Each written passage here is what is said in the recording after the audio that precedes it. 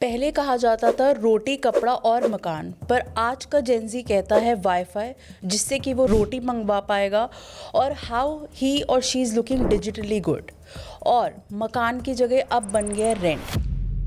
Gen Z है हमारी, वो कहती है कि हमें रेंट पे रहना पसंद है। बिल्कुल। तो ऐसा क्यों है, जबकि पुराने लोग तो कहा करते थे कि छत होना एक माइलस्टोन है जो अचीव करना चाहिए, पर आज ये माइंडसेट क्यों चेंज हो गया है? हमारी कंट्री जो है ना वो चेंज हो गई है लास्ट 15 से 20 सालों में। पहले कहा जाता था कि सर पे एक छत होना ज़रूरी है, मगर अब हम लाइफस्टाइल इकोनॉमी में एंटर कर चुके हैं। ऐसा भी होता है कि जिन लोगों की शादी प्लान आउट हो रही होती है, वो ऑफ कोर्स उनको दिखाना होता है कि हमारा ही घर है, तो वो भी बड़ा ईएमआई की तरफ जाते हैं। किसी की भी बेटी होती है तो वो सोचते हैं कि हमारी जो बेटी जिस घर में जाए वो जो घर होना चाहिए वो रेंट का नहीं होना हाँ, चाहिए। ये सबसे बड़ा ये सबसे बड़ा कंसर्न है। कंसर्न होता है। क्या रेंट और ईएमआई दोनों पॉसिबल है, अगर कोई दोनों के लिए सोचता है तो? अगर आपको हमेशा ये ध्यान रखना चाहिए कि आपका जो कैश फ्लो आ रहा है उसमें सर्वाइवल, अपनी फैमिली की कमिटमेंट्स है, उसको देने के बाद ही रेंटल प्लस लोन का जो आप अपना फाइनेंशियल बर्डन है वो तब मैनेज करें। आजकल जेनजीज में बड़ा कॉन्सेप्ट चला है, that is called DINK, double income no kids. आपने बिल्कुल सही कहा। डिंक है, सिंक है, हेनरी है, बहुत आजकल सारे बहुत सारे टर्मिनोलॉजीज आ टर्म्स गए हैं। हैं। हाँ, पहले इकोनॉमिक्स। पहले कहा जाता था रोटी कपड़ा और मकान, पर आज का जेनजी कहता है वाईफाई, जिससे कि वो रोटी मंगवा पाएगा और हाउ ही और she is looking digitally good. और मकान की जगह अब बन गया रेंट। क्यों? क्योंकि वो डिफरेंट जॉब्स में एक्सप्लोर करना चाहते हैं, डिफरेंट कल्चर को एक्सप्लोर करना चाहते हैं, डिफरेंट जगहें रहना चाहते हैं। वो एक जगह पे अपने आप को कन्फाइन नहीं करना चाहते। और क्यों नहीं, जब कहते हैं कि आपकी पूरी जो कमाई होती है उसका जब 70% पैसा आप एक मकान बनाने में लगाते हैं, तो ऑफ कोर्स हर कोई रेंट पे रहेगा। आज इसके लिए वी इनवाइट केशव जी, जो कि इतने बड़े एक्सपर्ट है और हर बार हम उनको इनवाइट करते हैं, तो आज वो बताएंगे कि रेंट पे रहना सही होता है, ईएमआई पे रहना सही होता है, क्या ईएमआई सिर्फ एक स्ट्रेस तो नहीं है लोगों के दरमियान। So hello Keshav ji, thank you for inviting me. Once again. Yes. आज का एक्चुअली टॉपिक भी हमारा बड़ा सेंसिटिव है, क्योंकि जो जेनजी है हमारी, वो कहती है कि हमें रेंट पे रहना पसंद है। बिल्कुल। तो ऐसा क्यों है, जबकि पुराने लोग तो कहा करते थे कि छत होना एक माइलस्टोन है जो अचीव करना चाहिए, पर आज ये माइंडसेट क्यों चेंज हो गया है? देखिए, हमारी जो इकोनॉमी है, हमारी कंट्री जो है ना वो चेंज हो गई है लास्ट 15 से 20 सालों में। पहले कहा जाता था कि सर पे एक छत होना ज़रूरी है, मगर अब हम लाइफस्टाइल इकोनॉमी में एंटर कर चुके हैं। हमारी लाइफस्टाइल ज़्यादा इंपॉर्टेंट है rather than asset creation. Asset creation पहले माना जाता था सिर्फ प्रॉपर्टी में ही होगी, मगर अब एसेट क्रिएशन के और भी बहुत सारे माध्यम बन चुके हैं, जैसे कि मान लीजिए शेयर मार्केट, म्यूचुअल फंड्स और बहुत सारी तरीके हैं जिससे आप एसेट क्रिएट कर सकते हैं। तो इसलिए लोग सोचते हैं कि जो उनका कैश फ्लो है क्यों ना उसे लाइफस्टाइल में खर्च किया जाए। अब कोई भी इंसान सोचे कि मेरे को बड़े घर में रहना है, तो उसके लिए छोटी एज में ये मुश्किल होता है कि वो बड़ा घर अफोर्ड कर सके। इसीलिए वो सोचते हैं कि रेंट पे रहा जाए, जितना टाइम कैश फ्लो हमारा अफोर्ड कर सकता है उतने बड़े घर में रहा जाए। मगर घर लेना आज भी हमारी इकोनॉमी में, हमारे देश में एक बहुत बड़ी बात माना जाता है, क्योंकि घर एक सिर्फ ईंटों का ढेर नहीं है। हमारे लिए घर एक बहुत सिग्निफाई करता है एक एक इमोशन को, एक स्पेशली सिक्योरिटी को। इंडियंस को यस, लेकर। इंडियंस के लिए एग्जैक्टली। कहा जाता है कि घर में लक्ष्मी आती है। घर, लक्ष्मी, हर चीज़ को कनेक्ट किया जाता है। तो इसीलिए मेरा मानना है कि लोग आज की डेट में अभी भी डिवाइडेड है। कुछ लोग सोचते हैं कि हम अपना घर खरीदें, कुछ लोग सोचते हैं रेंट पर रहें। और ऐसा नहीं है कि मैंने जैसे बोला कि मेजरली लोग रेंट पे रहना चाहते हैं, वाकई में लोग अपना घर भी बनाना चाहते हैं, पर जब ये ईएमआई जैसा एक वर्ड सुनते हैं तो उनके लिए इतना बड़ा सेटबैक होता है कि हमारे ऊपर एक बोझ आ जाएगा। पहले इतनी कन्फाइंड सैलरीज है, इतने ज़्यादा एक्सपेंसेस हैं। तो आप एक वे आउट बताओ कि किस तरीके से प्रैक्टिकल लाइफ में ये भी पॉसिबल है कि आप ईएमआई भी मैनेज कर सकते हैं? आपने बिल्कुल सही कहा। आज से 1995 में जब लिबराइजेशन हुई थी इंडियन हमारी इकोनॉमी की, जब कुछ प्लेयर्स इंडिया में आए थे जैसे स्टैंडर्ड चार्टर्ड, अमेरिकन एक्सप्रेस, बाहर के बैंक्स आए, इंडियन इकोनॉमी को बूम मिला, तब जाके ये फाइनेंशियल टूल्स हमारे पास अवेलेबल हुए। हम लोन लेने शुरू हुए, लोन की प्रतिक्रिया और बेहतर हुई। उससे पहले तो लोन इतना इजीली अवेलेबल नहीं होता था।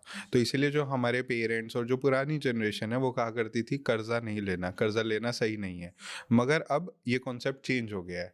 लोन को लोग एक फाइनेंशियल टूल की तरह देखते हैं ताकि वो ज़िंदगी में आगे बढ़ सकें। जो पहले लोग 40 साल 50 साल की उम्र में एक घर बनाते थे, आज हर कोई सोचता है क्यों ना 25 या 30 साल की उम्र में ही मेरा खुद का घर हो। अच्छा, ये बिल्कुल एक पर्सन टू पर्सन वेरी हाँ, करता है। वो ज़्यादा उसकी डिपेंड क्या करते स्टेज हैं। ऑफ लाइफ है, उसके क्या गोल्स हैं, उसके ऊपर डिपेंड करता है उसे रेंट पे रहना है या खुद का घर खरीदना है ईएमआई पे। ओके। तो एक आप आइडियल एज भी डिफाइन कर पाएंगे, जैसे कि हम सबको पता है आप एक्सपर्ट है, तो क्या एक एज भी होगी कि इस अगर आप एज ग्रुप के हो तो you can actually apply for EMI अगर आपका end goal is to buy a home? देखिए, मैं बहुत सारे लोगों के होम लोन करता हूँ और मेरे पास हर तरीके के कस्टमर्स आते हैं। कुछ पर लोग हमें अनबायस्ड आंसर्स चाहिए बिल्कुल, सारे। बिल्कुल। मैं तो आपको ये बता रहा हूँ कि जो मेरा लास्ट 10 इयर्स का एक्सपीरियंस रहा है होम लोन बेचने में, बैंक्स के थ्रू लोन करवाने में, उसके बेसिस पे मैं आपको एक डेटा बैक्ड आंसर दे सकता हूँ। वो अनबायस्ड होगा, हाँ, वो बिल्कुल सही होगा, मेरे एग्जैक्टली। प्रोफेशनल लाइफ से अलग होगा। हाँ, मेरे पास बहुत सारे कस्टमर्स आते हैं जो कि 20 से 30 साल के एज ग्रुप के होते हैं। कुछ कस्टमर्स आते हैं वो 30 से 40 साल की एज ग्रुप के होते हैं। कुछ होते हैं जो 60 साल के होते हैं और उनके बच्चे जो है अभी-अभी उन्होंने फर्स्ट जॉब में घुसे होते हैं। फर्स्ट जॉब में उन्होंने कमाना शुरू किया होता है। तो हर एक इंसान का फाइनेंशियल और पर्सनल गोल अलग-अलग होता है। कोई कुछ कस्टमर्स होते हैं जो आते हैं जो एक सेकंड होम बाय कर रहे होते हैं, इन्वेस्टमेंट के लिए या उनके बच्चों की शादी होगी तो आगे घर बड़ा लेना है। कुछ होते हैं जो अपना पहला घर खरीद रहे होते हैं। कुछ होता है एक बेटर लोकेलिटी, एक बेटर एमिनिटीज़ की तरफ जा रहे होते हैं। तो मैं ये कहना चाहूँगा कि डिपेंड करता है कि आप कौन से एज ग्रुप में हो और आपके लाइफ गोल क्या है। उसके ऊपर ये आंसर डिपेंड करेगा कि आपको खुद का घर लेना चाहिए या रेंट पे लेना चाहिए या ईएमआई पे लेना चाहिए। अच्छा, ऐसा भी होता है कि जिन लोगों की शादी प्लान आउट हो रही होती है, वो ऑफ कोर्स उनको दिखाना होता है कि हमारा एक घर है, तो वो भी बड़ा ईएमआई की तरफ जाते हैं। तो ऐसे बहुत सारे लोग होंगे जो ऑफ कोर्स शादी करने का प्लान आउट कर रहे होंगे, तो आप थोड़ा बताएं कि ईएमआई अगर वो इन केस अप्लाई करना चाहते हैं तो what is the formatting for it, या फिर किस तरीके से वे आउट क्या है? आपने बिल्कुल सही कहा। आज की डेट में जो भी लड़का या लड़की 25 से 35 साल की एज ग्रुप का है, उनके लिए सबसे बड़ा जो क्वेश्चन है वो है शादी। हाँ, बिल्कुल।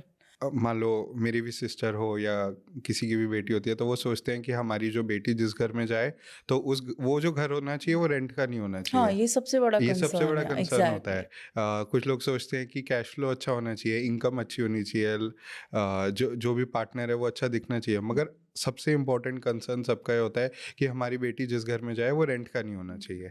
तो अब उसके चलते बहुत सारे लोग क्या सोचते हैं कि शादी करने के लिए हम एक घर खरीद लेते हैं। अब 30 साल की उम्र में, 25 साल की उम्र में या 35 साल की उम्र में एक बड़ा घर लेना दिल्ली जैसे, बॉम्बे जैसे या किसी भी शहर में, मेट्रो सिटीज़ में एक बहुत बड़ी बात होती है। ठीक है, तो इसीलिए लोग जो है आजकल लोन की तरफ ज़्यादा शिफ्ट हो रहे हैं। वो सोचते हैं हम अपनी इनकम का एक आधा हिस्सा या 3/4 हिस्सा अगर ईएमआई में देने में स्टार्ट कर दें तो एटलीस्ट हम एक बेटर फैमिली स्टार्ट कर सकते हैं, बेटर फैमिली प्लानिंग कर सकते हैं। ये हमारी सोसाइटी का एक कंस्ट्रेंट अभी भी है। तो अगर हम उस पॉइंट ऑफ व्यू से देखा जाए तो आज की डेट में बहुत जो लोग हैं 25 से 35 साल की उम्र में वो घर खरीद रहे हैं और अपने अपनी हैसियत से थोड़ा ज़्यादा जाकर घर खरीद रहे हैं। अगर किसी के पास 1 करोड़ पड़ा है तो वो सोचता है मैं 1 करोड़ की डाउन पेमेंट दे दूं और 2 करोड़ लोन पे लेकर 3 करोड़ का बड़ा घर ले लूं। ये आज की डेट में लोगों का माइंडसेट है और इसी बेसिस पे आज की डेट में हमारी जो होम लोन की इकोनॉमी है वो बूम पे आ रही है। एंड साइड बाय साइड मैं ये भी कहना चाहूँगा कि इसमें कोई गलत सोच भी नहीं है, क्योंकि हमारे प्रॉपर्टी में, रियल एस्टेट सेक्टर में इतना बूम आया है लास्ट 10-20 ईयर्स में और आने वाले टाइम में इतना एक्सपेक्टेड है कि अगर आप लोन पे भी घर ले लेते हो, अगर आपकी ये भी सोच है कि हाँ 3 करोड़ का घर है, 1 करोड़ की डाउन पेमेंट करते हैं हम, 2 करोड़ का लोन ले लेते हैं, तो आने वाले 5 साल में आप अपनी प्रॉपर्टी पे ऐसी अप्रिसिएशन देखेंगे कि आप उस घर को बेच के एक बेटर घर में शिफ्ट हो सकती है, या आपको जो जो इंटरेस्ट आप 20 साल में पे करेंगे वो आपको कुछ 5 या 7 साल में ही प्रॉपर्टी अप्रिसिएशन में आराम से निकल जाएगा।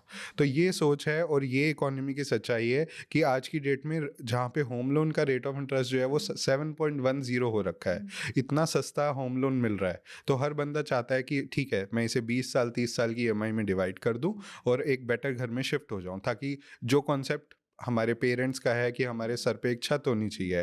तो मैं ये सोचता हूँ कि आज की डेट में जितने यूथ हैं वो ये सोचते हैं कि हम अपना लाइफस्टाइल, हमारी जो सोच है, हम अपना लाइफस्टाइल भी बेटर रखें और हमारे माँ बाप के जो वैल्यूज़ हैं, जो जिस माइंडसेट से उन्होंने हमें बड़ा करा है कि सर पे एक छत होनी चाहिए, वो दोनों को फुलफिल करना चाहते हैं। तो इसीलिए होम लोन्स काफ़ी बिक रहे हैं और लोग ईएमआई पर लोन ले रहे हैं। मगर मैं एक और चीज़ बताना चाहूँगा कि कुछ लोग जो होते हैं इस माइंडसेट के चलते ईएमआई के जाल में भी फंस जाते हैं।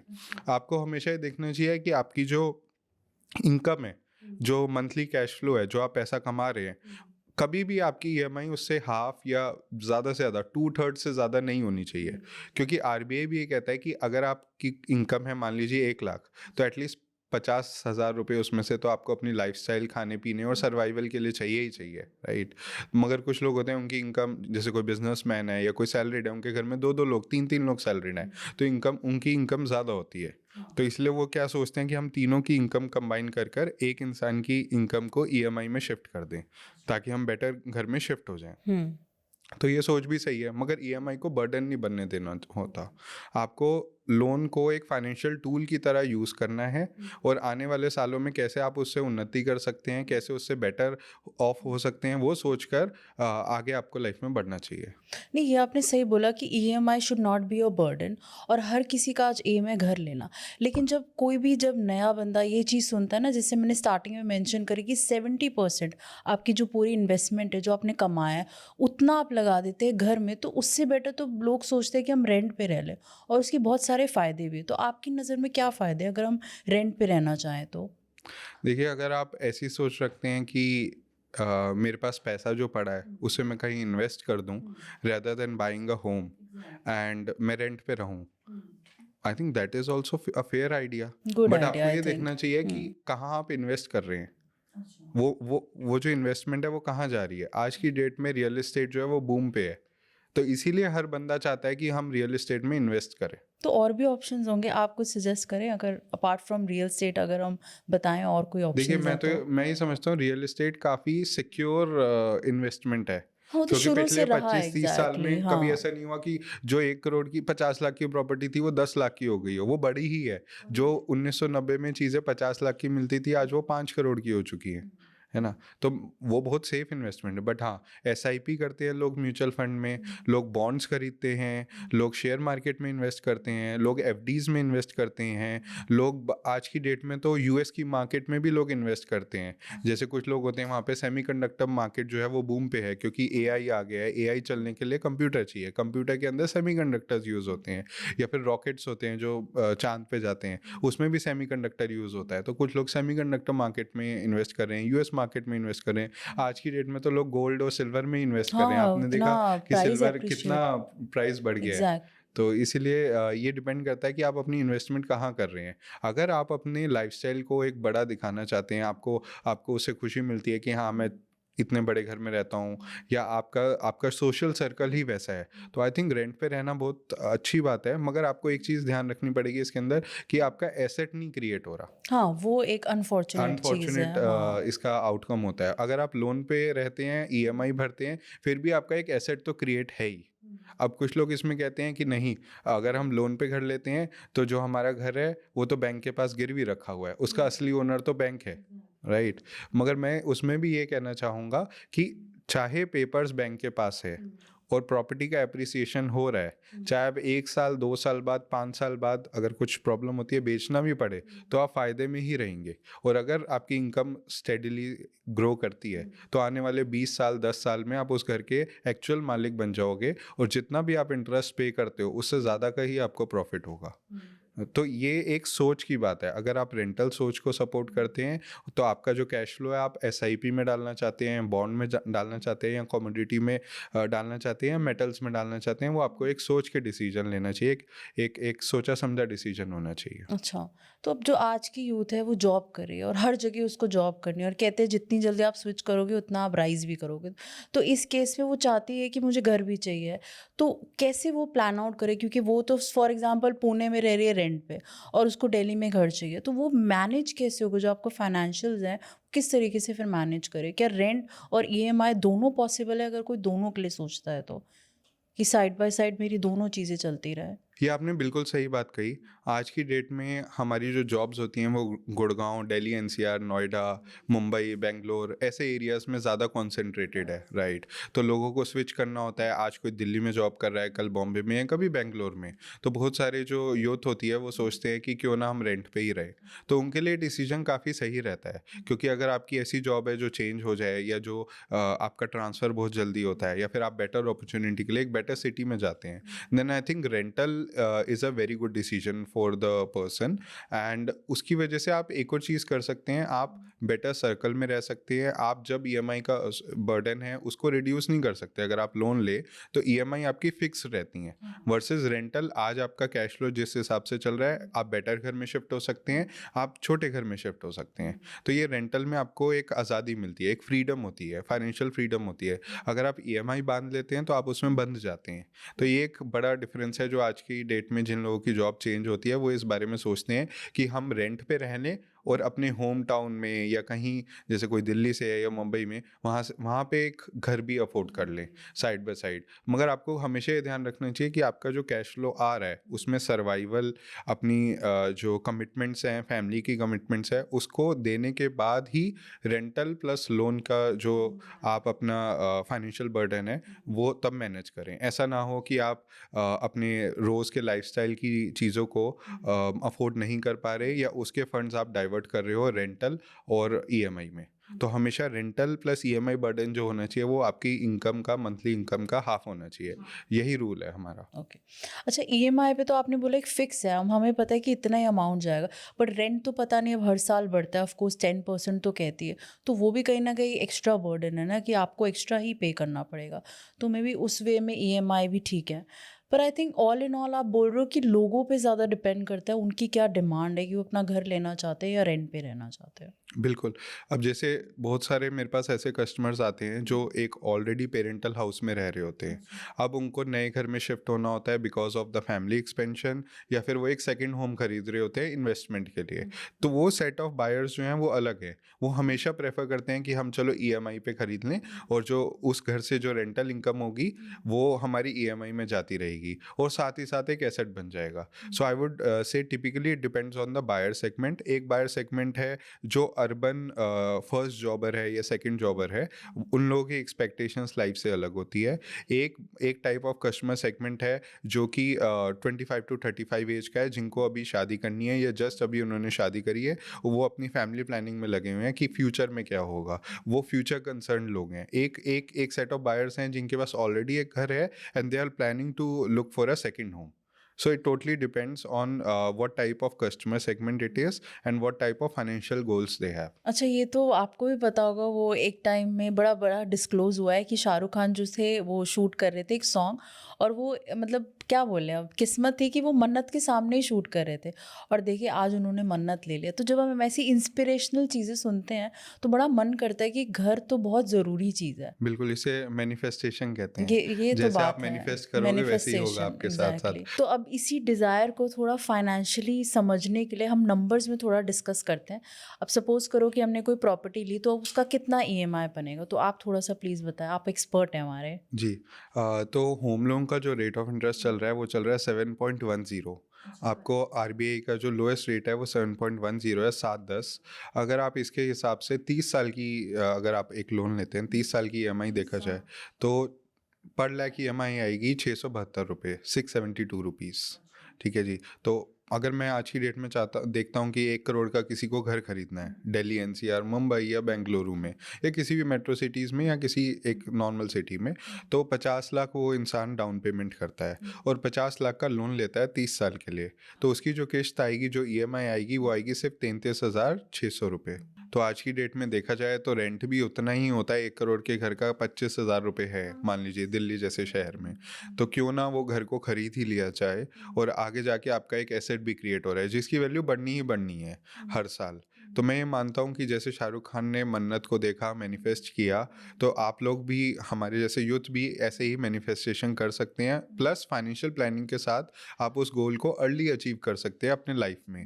घर बनता है यूजुअली 45 से 50 साल की उम्र में, बट अगर हम through financial tools like home loan, अगर हम उसको लोन पे लेना चाहें तो 30 साल की उम्र में भी ये हो सकता है, और 35 साल तक वो आप लोन को ख़त्म कर सकते हैं due to any of the reasons.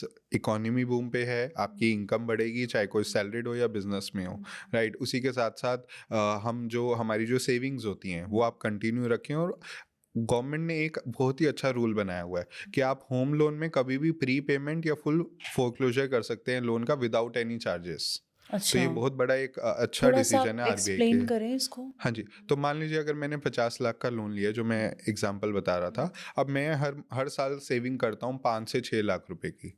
आज मैंने लोन लिया 50 लाख का, 1 साल बाद मेरे पास 5 लाख रुपए इकट्ठे हो गए। वो 5 लाख रुपए मैं लोन अकाउंट में डाल देता हूँ, और जो मेरा लोन आउटस्टैंडिंग हो जाएगा 1 साल के बाद, वो कम हो जाएगा 5 लाख रुपए से। ठीक है जी। तो ऐसे करते करते अगले 3 से 4 साल में मैं अपना लोन ख़त्म कर सकता हूँ। और पहले इन चीज़ों के ऊपर पेनल्टी लगती थी। आज की डेट में ऐसे प्रीपेमेंट करने पे कोई पेनल्टी नहीं है। आप कभी भी कितना भी पैसा लोन अकाउंट में डाल सकते हैं, और घर अपने नाम पे आपका होता जाएगा, लोन अमाउंट डिक्रीज होता रहेगा। तो मैं ये कहूँगा कि अगर कोई एक एक हमारे जैसा एक यूथ है जो 1 करोड़ का घर ऑब्जर्व करता है कि उसको मार्केट में अवेलेबल है, आने वाले सालों में उसकी वैल्यू 1 करोड़ से 1.25 करोड़ होने वाली है, यानी उसे सीधा का सीधा 25 लाख का एप्रिसिएशन मिलेगा साल 1.5 साल में। अगर वो आज एक लोन लेकर भी 50 लाख डाउन पेमेंट करता है और 50 लाख का लोन लेकर भी वो घर ले लेता है, तो आप सोचिए 1 से 1.5 साल में उसको 25 लाख का फायदा हो गया, जबकि उसने 1 साल में कितने पैसा पे किया? 33,000 रुपये EMI थी। 33,000 इंटू 18 महीने कर लीजिए आप, इतना पैसा पे करा। इतना पैसा पे करने के बाद उसको 25 लाख का प्रॉफिट हो गया। अच्छा। तो देखा जाए तो 33,600 इंटू 18 करे तो 6-6.5 लाख रुपए उसने दिए अपनी जेब से, और उसको फायदा कितना हुआ? 25 लाख रुपए का।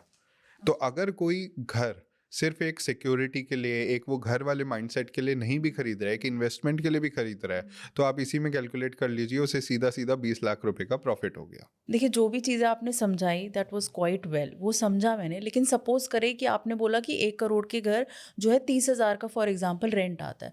अब यहाँ तो मैं सिर्फ 30,000 दे रही हूँ ना, लेकिन अगर हम ओवरऑल कैलकुलेट करें घर की कॉस्ट, EMI, तो वो तो ज़्यादा बैठ रहा है। तो मुझे तो लग रहा है कि रेंट में फ़ायदा ज़्यादा हो रहा है। देखिए, फिर रेंट पे ही आप रहे तो फिर आपके हाथ में क्या आया? हाँ, बस ये दैट्स द हाथ में कैच तो ना, कुछ भी नहीं हाथ में आया। कुछ नहीं। ना ही आपके पास सोशल सिक्योरिटी हुई, ना ही वो जो छत, सर पे छत वाला कॉन्सेप्ट है वो हुआ।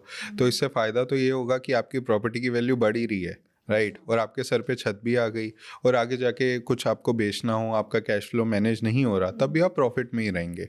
तो मेरा ऐसा पर्सनली सोचना है कि अगर हम उस सेगमेंट को टैप करें, 25 से 35 साल वाले जो फर्स्ट होम बायर्स हैं, उनके लिए हमेशा अपना घर खरीदना बेटर है rather than staying on rent. Rent हो गया। अब आप बोलो कि यूजुअली ये जो घर हम बता रहे हैं, ये 25 से 30 साल के लिए लोग EMI पे लेते हैं, तो 25 से 30 साल तक हमें लोन चुकाना पड़ेगा। अच्छा, जैसे कि आप बता रहे थे कि बंदा 30 साल के लिए बन जाता है, 20 साल के लिए बन जाता है, डिपेंडिंग कि आपका किस हिसाब से बना हुआ है। तो इतने में तो वो इतना ज़्यादा रेंट मतलब जो है इंटरेस्ट पे कर देता है। लोग सही कहते हैं ना, इससे ज़्यादा तो डबल तो आप इंटरेस्ट पे कर रहे हो, तो कहाँ फ़ायदा हुआ आपका? देखिए, इसका आंसर ये है कि अगर आपको घर आज चाहिए कि 30 साल बाद चाहिए, अगर आप इस माइंडसेट से हैं कि मुझे 30 साल बाद भी मैं घर अफोर्ड कर सकता हूँ, तो आप अपनी सेविंग कीजिए और 30 साल बाद ही घर लीजिए। मगर हमारी इकोनॉमी बहुत फास्ट रेट पे जा रही है, बहुत फास्ट रेट पे ग्रो कर रही है। हमारा जो लाइफस्टाइल है वो दिन ब दिन बेहतर होता जा रहा है as India as a whole, right. तो मैं ये मानूंगा कि अगर आपको आप अगर होम लोन लेते भी हैं 30 साल का, आप 30 साल तक नहीं पे कर रहे हैं। अच्छा, 30 साल का लोन इसलिए लेना है ताकि आपकी जो EMI की कमिटमेंट है वो छोटी वो रहे। कम हो जाए। और ओके, जैसे कि मैंने बताया कि आप हर साल लोन अकाउंट के अंदर अपना पैसा जमा करवा सकते हैं, अपनी सेविंग्स में से पैसा डाल सकते हैं, तो देखा जाएगा कि आपने जो लोन चुकाया उसे 15 साल के लिए ही चुकाया। और वो जो मनी है वो ग्रो कर रहा है, क्योंकि हर साल आप 30,000 रुपये ही दे रहे हैं, 33,600 रुपये ही दे रहे हैं। अगर आपको पैसा देना पड़े सीधा का सीधा 1 करोड़ रुपए, उस 1 करोड़ की फ्यूचर वैल्यू ऑफ मनी बहुत ज़्यादा है, बिकॉज वो 1 करोड़ रुपया अगर आपके पास पड़ा भी हुआ है बैंक अकाउंट में। मैं आपको एक एग्जांपल देता हूँ। 2 इंसान है, पर्सन A पर्सन B, दोनों के पास 1 करोड़ रुपए जेब में पड़ा हुआ है, ठीक है जी। अब वो सोचते हैं कि हम घर खरीद लें 1-1 करोड़ का। पर्सन A ने क्या करा, 1 करोड़ का कैश डाउन पे घर खरीद लिया। पर्सन B ने क्या करा, 50 लाख रुपए कैश डाउन दिया, 50 लाख का लोन लिया, और उसने क्या करा, 50 लाख को मार्केट में, शेयर मार्केट में, कमोडिटीज़ में, मेटल्स में कहीं पे इन्वेस्ट कर दिया, या फिर मैं कहता हूँ FD में ही लगा दिया, ठीक है जी। अब जो पर्सन A है उसका 1 करोड़ रुपए तो वहीं के वहीं ब्लॉक हो गया। अच्छा, ओके। और जिस पर्सन B था जिसने 50 लाख का लोन लिया था, वो हर महीने 33,000 रुपए की EMI भी पे कर रहा है, प्लस उसका वो 50 लाख रुपए जो अलग से उसने इन्वेस्ट किया है वो भी ग्रो कर रहा है। डाइवर्सिफिकेशन हो गया। कभी भी आप अपने पैसे को एक जगह पे ब्लॉक ना कीजिए।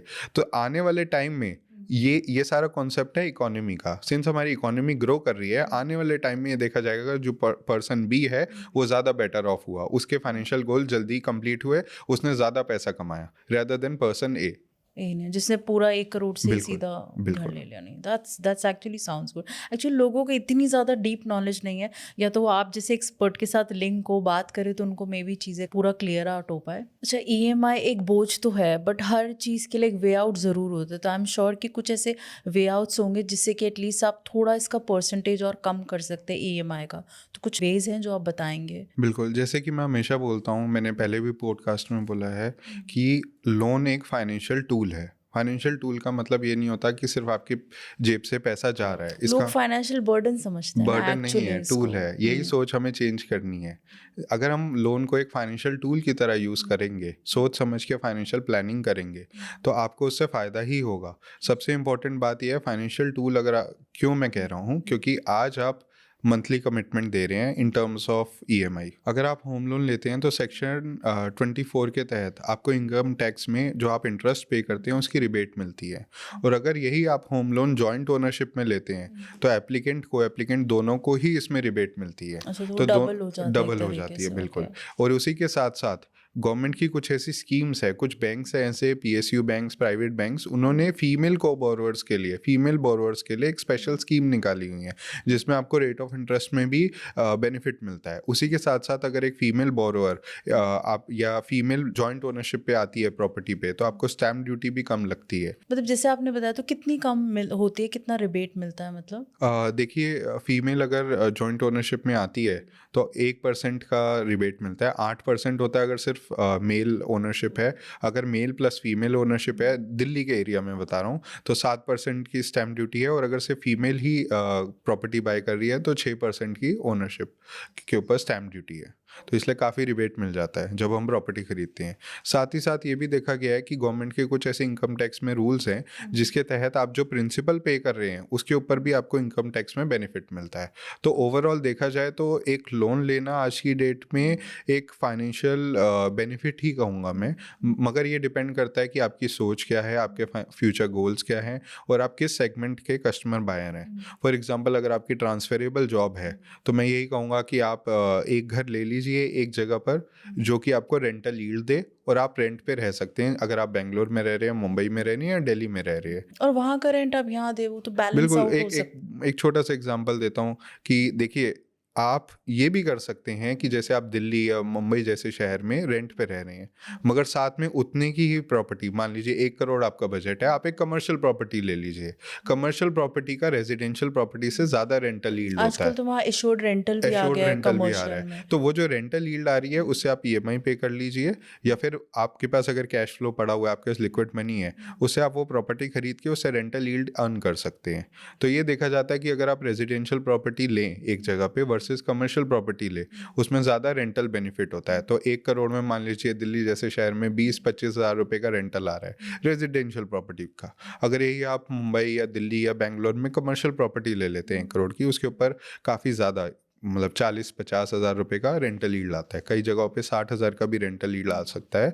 तो देखा जाए तो ये फाइनेंशियल एक बेनिफिट ही हो गया। आपने लोन भी ले लिया, लोन पे रिबेट भी मिल गई, आप वो प्रॉपर्टी को जल्दी अपने नाम पे कर सकते हैं। लोन रीपे करके 40 साल की बजाय हो सकता है 30-35-40 साल से पहले ही आप उस प्रॉपर्टी के फुल ओनर बन सकते हैं। जैसे आपकी बिजनेस इनकम सपोर्ट करती एंड है, आई थिंक सैलरी ये बिग सपोर्ट करती शॉट लोग ऐसे ही प्रॉपर फाइनेंशियल प्लानिंग करते हैं, जैसे आप कुछ बता रहे हैं कि यहाँ रहकर यहाँ से रेंट ले लिया, वहाँ ज़्यादा ले लिया, कम पे रहेगा। This is how they balance out.